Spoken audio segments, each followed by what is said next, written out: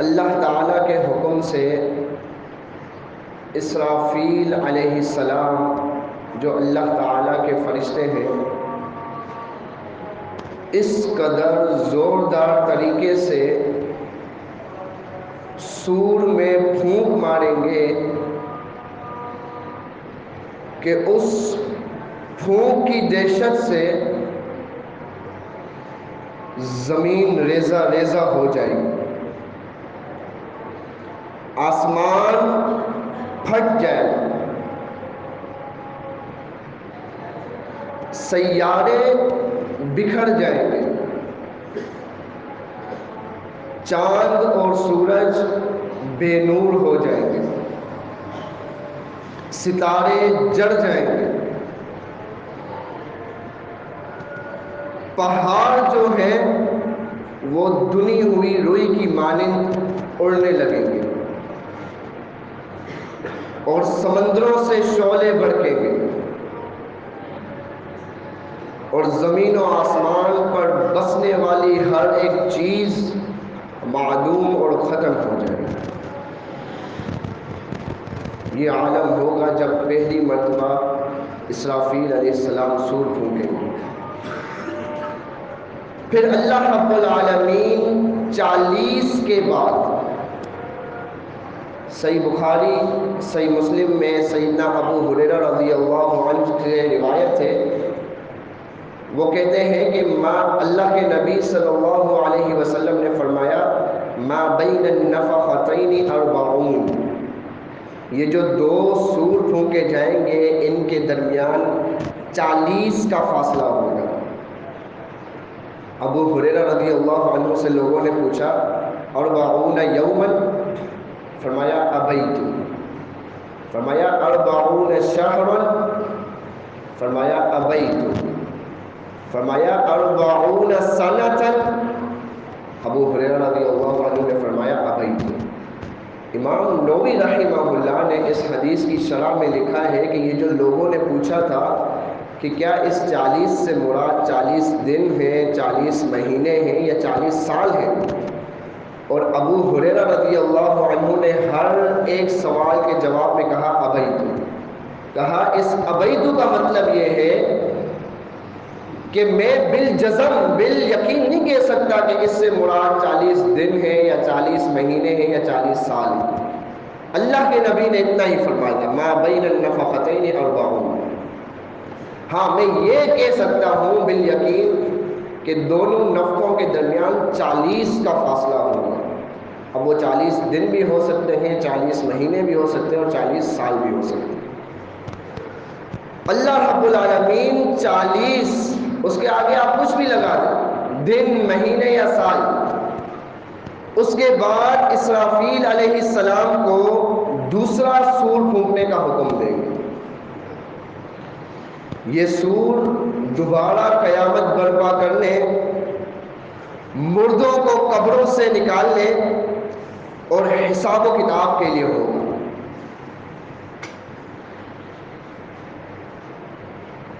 سب لوگ اپنی قبروں سے حفاتن عوراتن گرلا، ننگے پاؤں، ننگے جسم اور بغیر ختنے کے نکلیں گے۔ صورتحال ایسی ہوگی کہ کوئی کسی پر توجہ نہ دے سکے گا۔ ایسا نہ ہوگا کہ مرد خواتین کو دیکھ رہے ہوں گے، خواتین مردوں کو دیکھ رہے ہوں گے۔ ایسی صورتحال ہوگی کہ کسی کی کسی پر توجہ نہیں ہو سکے۔ نہایت انکساری کے ساتھ سب دوڑتے ہوئے میدان محشر میں جمع ہوں گے۔ اس معاملے کو اللہ رب العالمین نے قرآن کریم میں کچھ اس طرح سے نقشہ کھینچا ہے۔ فرمایا یوم یخرجون من الاجداث سراعا کأنهم الى نصب یوفضون خاشعة ابصارهم ترهقهم ذلة ذلك اليوم الذي كانوا يوعدون، کہ اس دن یہ اپنی قبروں سے نکل کر اس طرح دوڑے جا رہے ہوں گے میدان محشر کی طرف کہ جیسے یہ اپنے بتوں کے استحانوں کی طرف دوڑ رہے ہوتے ہیں. یہ نصب ایک بتوں کے مجسمے کو بھی کہتے ہیں کہ جہاں بت بڑے ہوں اور وہاں لوگ عبادت کے لیے جاتے ہیں. تو جس طرح سے یہ دنیا میں اپنے بتوں کی عبادت کے لیے دوڑ کر جاتے تھے، کل قیامت کے دن میدان محشر میں بھی اسی طرح دوڑ کر جا رہے ہوں.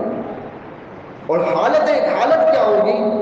خاشعۃ ابصارهم ترهقهم ذلہ، ان کی نگاہیں جھکی ہوئی ہوں گی اور ذلت ان پر چھائی ہوئی ہوگی. ذالک الیوم الذی کانوا یوعدون، یہ وہ دن ہے جس کا ان سے وعدہ کیا جاتا تھا. تو یہ صورتحال اللہ رب العالمین نے اس کا نقشہ کچھ اس طرح سے کھینچا. کیا آپ جانتے ہیں کہ یہ دن کون سا دن ہوگا؟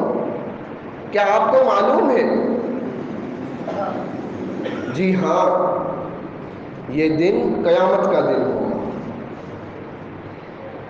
جس کا نام سنتے ہی دلوں میں کپ کپی طاری ہو جاتی ہے، جس کا نام سنتے ہی ایک سمجھ رکھنے والے شخص کے رونگٹے کھڑے ہو جاتے ہیں.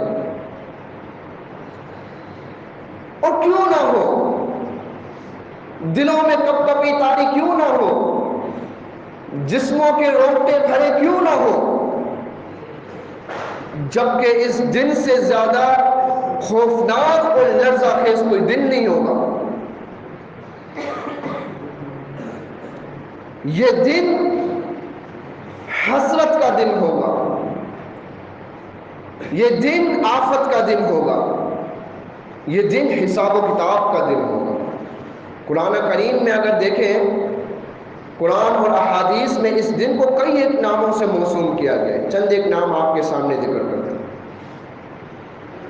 وہ دن یوم الآخرہ، وہ دن یوم الدین، وہ دن یوم الخروج، وہ دن یوم الفصل، وہ دن یوم الحشر، وہ دن یوم الغاشیہ، وہ دن یوم الخلود، وہ دن یوم الجمع، وہ دن یوم الصاخہ، وہ دن یوم الوعید، وہ دن یوم الحاقہ، وہ دن یوم القارعہ، وہ دن یوم الآزفہ، اور وہ دن یوم القیامہ.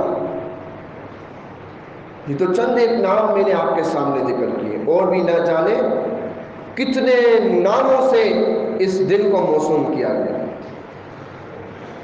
حضرات، اس دن نفسا نفسی کا عالم ہوگا.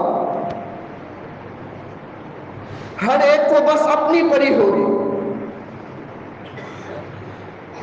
یہاں تک کہ لوگ اپنے اقربا جو ان کے قریبی ہیں ان سے، اور جو ان کو محبوب ہے ان سے بھی بے پرواہ ہو جائے. اس صورتحال کا نقشہ قرآن کریم نے کچھ اس طرح سے کھینچا ہے.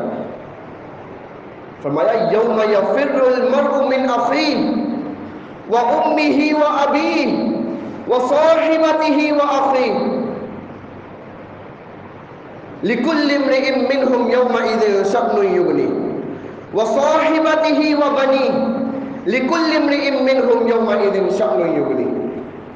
اس دن آدمی اپنے بھائی سے، اپنی ماں سے، اپنے باپ سے، اپنی بیوی سے، اپنے بچوں سے بھاگ رہا ہو.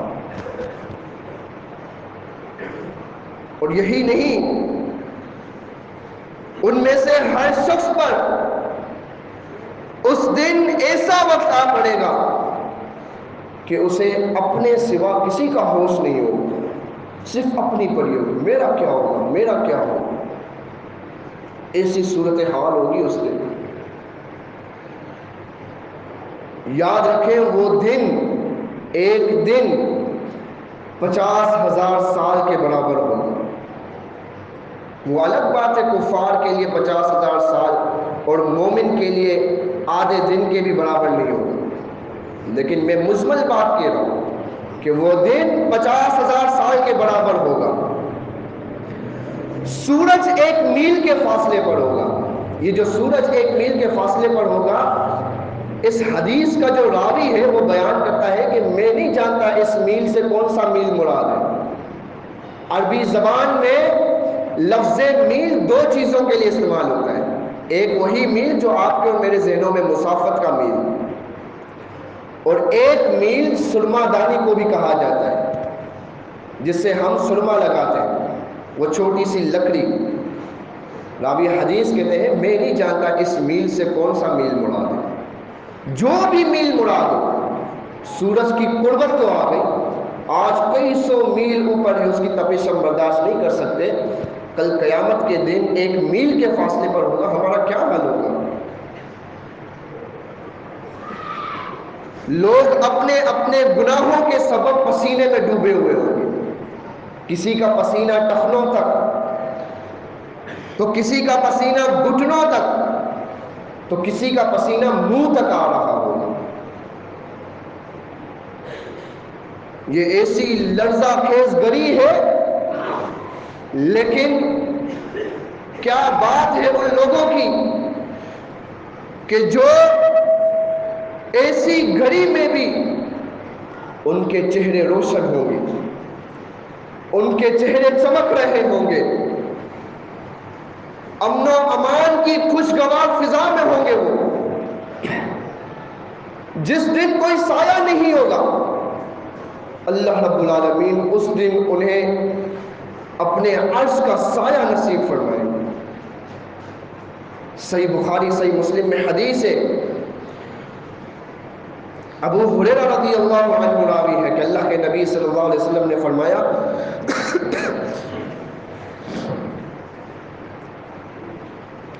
سبعۃ یظلھم اللہ فی ظلہ یوم لا ظل الا ظلہ. 7 قسم کے لوگ ایسے ہوں گے کہ جنہیں اللہ رب العالمین کل قیامت کے دن عرش کا سایہ نصیب فرمائیں گے، جس دن اس سائے کے علاوہ اور کوئی سایہ ہوگا ہی نہیں. وہ کون ہے؟ میں اجمالاً آپ کے سامنے ان لوگوں کا ذکر کرتا ہوں. نمبر 1، انصاف پرور امام. جو امام انصاف کرتا ہو، چاہے کسی بھی چیز کا امام ہو، لیکن انصاف پرور. نمبر 2، وہ نوجوان جس نے اپنی زندگی عبادت میں گزاری. نمبر 3، وہ آدمی جس کا دل مسجد سے لٹکا رہتا ہے. اور نمبر 4 کہ وہ 2 آدمی کہ جو اگر آپس میں ملے ہیں تو اللہ کی رضا کے لیے ملے ہیں، اور اگر کبھی جدا بھی ہوتے ہیں، ناراضگی بھی ہوتی ہے، تو اللہ کی رضا کے لیے ناراض ہوتے ہیں، کوئی ذاتی مفاد نہیں ہوتا. یہ وہ لوگ، ان لوگوں کا تذکرہ کر رہا ہوں جنہیں کل قیامت کے دن عرش کا سایہ نصیب ہوگا. ایک وہ آدمی جس کو ایک حسین و جمیل اور اعلیٰ حسب و نسب والی عورت نے دعوت زنا دی، اور اس نے اس کی دعوت پر کہا انی اخاف اللہ، نہیں میں اللہ سے ڈرتا ہوں، اور اس گناہ سے باز آ گیا. اور ایک وہ آدمی جس نے صدقہ کیا، اس طور پر صدقہ کیا کہ اس نے دائیں سے صدقہ کیا تو بائیں کو پتہ ہی نہیں چلا، یعنی اس طرح مخفی طور پر اس نے صدقہ کیا. اور آخری وہ آدمی کہ جو تنہائی میں جب اللہ کو یاد کرتا ہے، اپنے گناہوں کو سامنے رکھتا ہے، تو اس کی آنکھیں بہہ پڑتی ہیں.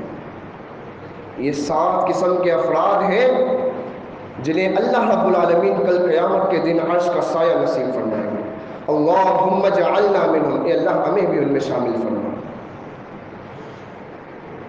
حضرات یہ بھی بات یاد رکھیں کہ جن لوگوں نے دنیا میں اللہ کا انکار کیا ہوگا، اللہ کے احکام سے بغاوت کی ہوگی اور کفر کی روش اختیار کی ہوگی، انہیں میدان محشر میں چہرے کے بل اندھا کر کے جہنم میں ڈالا جائے گا۔ اس منظر کی کچھ منظر کشی قرآن میں اس طرح سے کی گئی ہے، وَمَنْ أَعْرَضَ عَنْ ذِكْرِي فَإِنَّ لَهُ مَعِيشَةً ضَنْكًا وَنَحْشُرُهُ يَوْمَ الْقِيَامَةِ أَعْمَى قَالَ رَبِّ لِمَ حَشَرْتَنِي أَعْمَى وَقَدْ كُنْتُ بَصِيرًا قَالَ كَذَلِكَ أَتَتْكَ آيَاتُنَا فَنَسِيتَهَا وَكَذَلِكَ الْيَوْمَ تُنْسَى۔ اور جس نے میرے ذکر سے اعراض کیا تو یاد رکھے ہم ان پر ان کی معیشت کو تنگ کر دیں گے۔ وَنَحْشُرُهُ يَوْمَ الْقِيَامَةِ أَعْمَى، اور ہم کل قیامت کے دن ان کو نابینا اندھا بنا کر اٹھائیں گے۔ وہ کہے گا قَالَ رَبِّ لِمَ حَشَرْتَنِي أَعْمَى وَقَدْ كُنْتُ بَصِيرًا، اے میرے رب تو نے مجھے اندھا بنا کر کیوں اٹھایا جبکہ میں تو دنیا میں دیکھا کرتا تھا؟ اللہ فرمائے گا قَالَ كَذَلِكَ إِذْ أَتَتْكَ آيَاتُنَا فَنَسِيتَهَا، بالکل اسی طرح جس طرح تیرے پاس میری آیات ہیں، میرے احکام ہیں، تو نے ان کو بلا دیا، آج تو بھی بلا دیا گیا۔ اللہ رب العالمین ہمیں ان سے محفوظ رکھے۔ یہ جو سارے بادشاہ ہیں، چاہے وہ سیاسی لیڈر ہو، چاہے کوئی بھی بادشاہ ہو، وہ بھی بات سن لے، یہ ساری بادشاہت اس دن قادر مطلق مالک ارض و سما اور اللہ رب العالمین ذوالجلال والاکرام کے لیے ہوگی۔ حدیث میں آتا ہے صحیح مسلم میں، عبداللہ بن عمر رضی اللہ عنہ سے روایت ہے کہ اللہ کے نبی صلی اللہ علیہ وسلم نے فرمایا اللہ تعالیٰ کل قیامت کے دن ساتوں آسمانوں کو اپنے ایک ہاتھ کی مٹھی میں لے لیں گے اور فرمائیں گے انا الملک این الجبارون این المتکبرون، آج میں ہی بادشاہ ہوں، کہاں ہے دنیا کے اکرفو، کہاں ہے دنیا کے تکبر کرنے والے؟ پھر فرمایا زمین کو اپنی دوسرے ہاتھ کی مٹھی میں لے لیں گے اور پھر فرمائیں گے انا الملک این الجبارون این المتکبرون، آج تو بادشاہ میں ہی ہوں، کہاں ہے دنیا میں جبر اور ظلم کرنے والے، کہاں ہے دنیا میں تکبر کرنے والے؟ یاد رکھیں اس دن اس مالک حقیقی بادشاہ کے علاوہ اور کسی کی بادشاہت نہیں ہوگی۔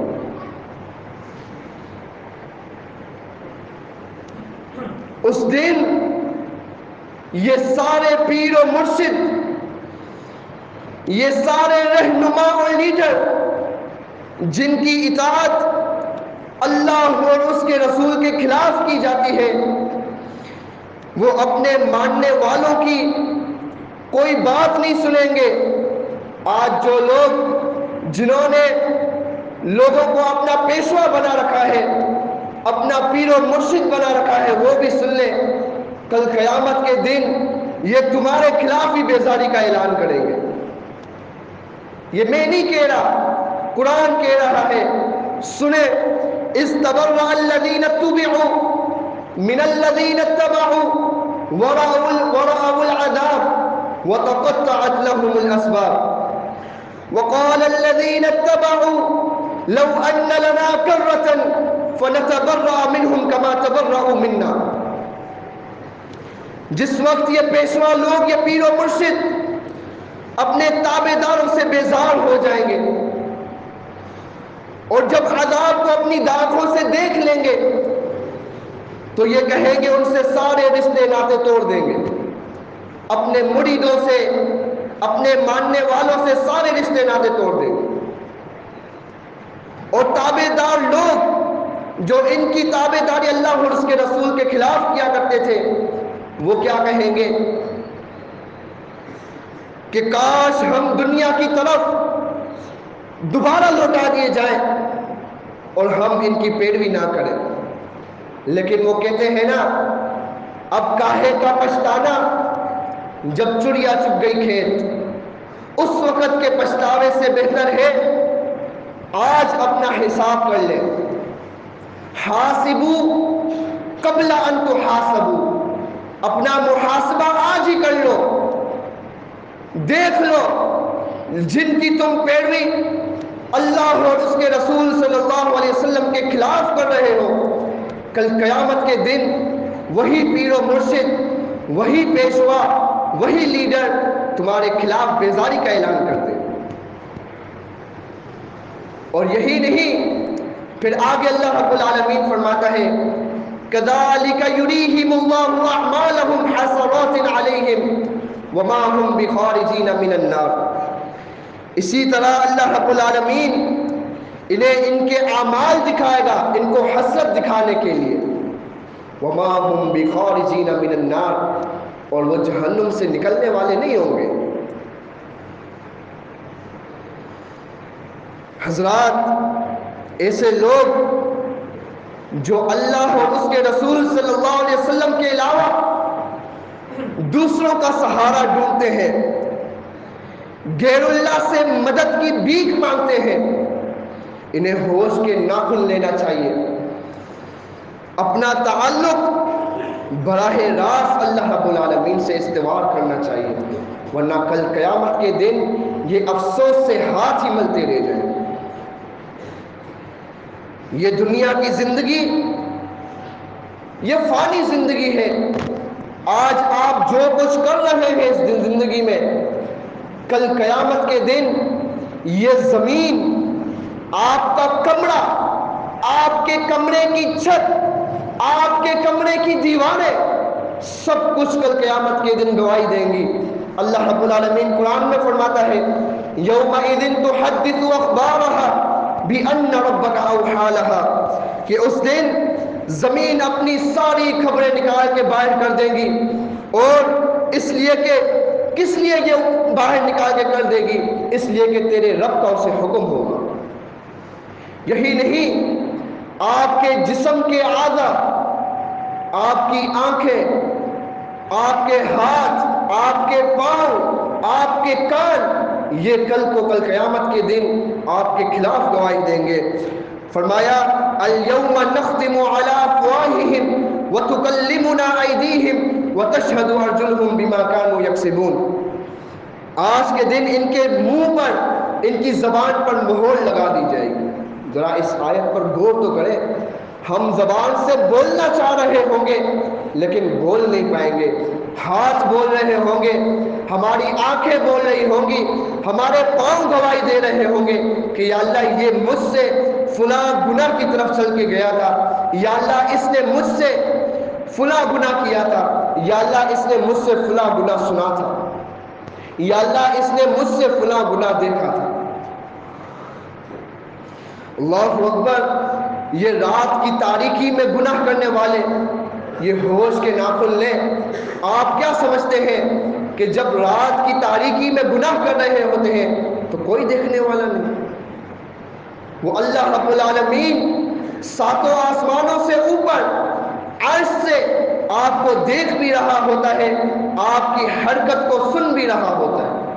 وہ مالک ارض و سما، وہ تو سمیع البصیر ہے، خوب سننے والا، خوب دیکھنے والا. اور کل قیامت کے دن آپ پر حجت قائم کرنے کے لیے آپ کے خود کے اعضاء آپ پر گواہی دیں گے. حضرات، یہ نامہ اعمال میں ایک بندہ ایسا بھی ہوگا جو اللہ رب العالمین کا مومن بندہ ہوگا.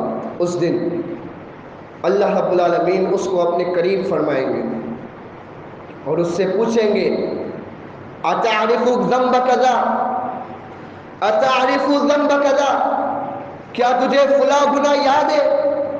کیا تجھے فلاں گناہ یاد ہے؟ وہ اقرار کرتا جائے گا ہاں اللہ، میں نے فلاں گناہ بھی کیا تھا، میں نے فلاں گناہ بھی کیا تھا. اللہ رب العالمین کے پاس اس کی ایسی صورت ہو جائے گی گویا وہ سوچ رہا ہوگا کہ میں تو ہلاک ہو گیا. لیکن صحیح بخاری میں یہ حدیث موجود ہے، اللہ رب العالمین اس سے کیا فرمائے گا؟ اے اللہ، ہم تجھ سے دعا کرتے ہیں کہ کل ہمارے گناہوں پر بھی اسی طرح پردہ رکھ جس طرح تو نے آج دنیا میں ہمارے گناہوں پر پردہ رکھا ہوا ہے۔ یا اللہ ہم اس قابل نہیں کہ تیرے سامنے کھڑے ہو کر اپنے ایک ایک گناہ کا حساب دے سکیں۔